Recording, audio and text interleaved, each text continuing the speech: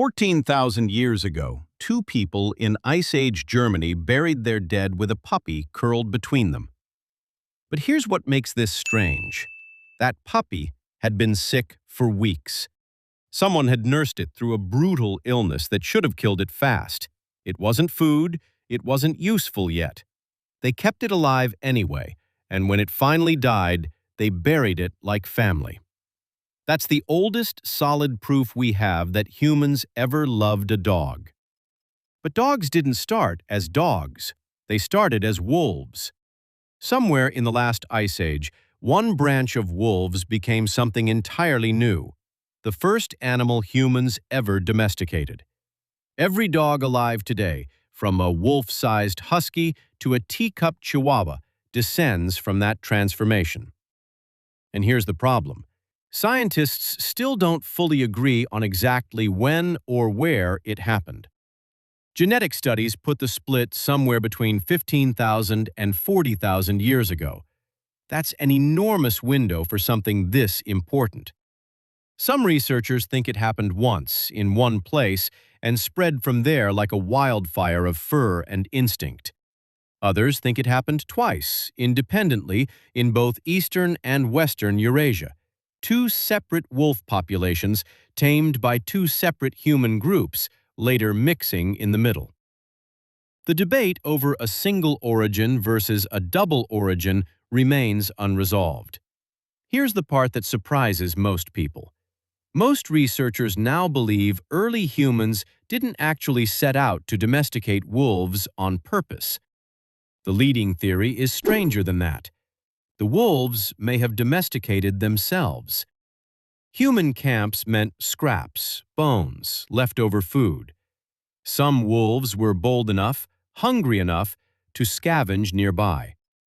The ones calm enough to tolerate humans without fleeing or attacking got more food and more chances to survive. Generation after generation, that calmness was quietly selected for, without anyone breeding anything on purpose. In 1959, a Soviet geneticist named Dmitry Belyaev decided to test this idea directly, using foxes. He bred foxes for exactly one trait: tameness, nothing else. Within a few generations, something unexpected happened. The tame foxes didn't just act friendlier. Their ears started flopping, their tails curled, patches of their fur turned piebald. Traits no one had bred for on purpose, appearing just from selecting for calm behavior alone. If tameness alone can trigger all of that in foxes in just a few decades, imagine what it could do to wolves over thousands of years.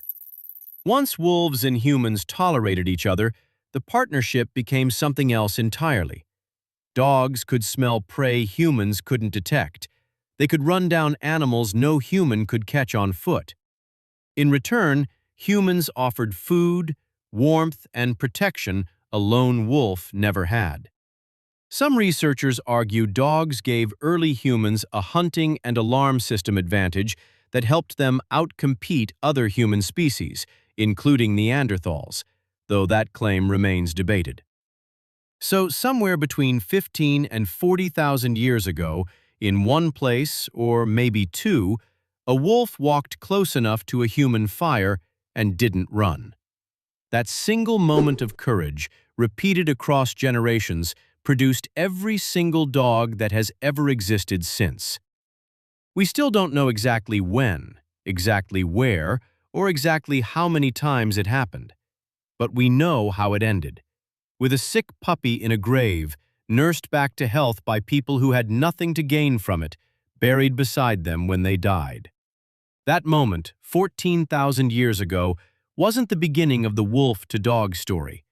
It was proof that the story had already become something bigger than either species alone could explain.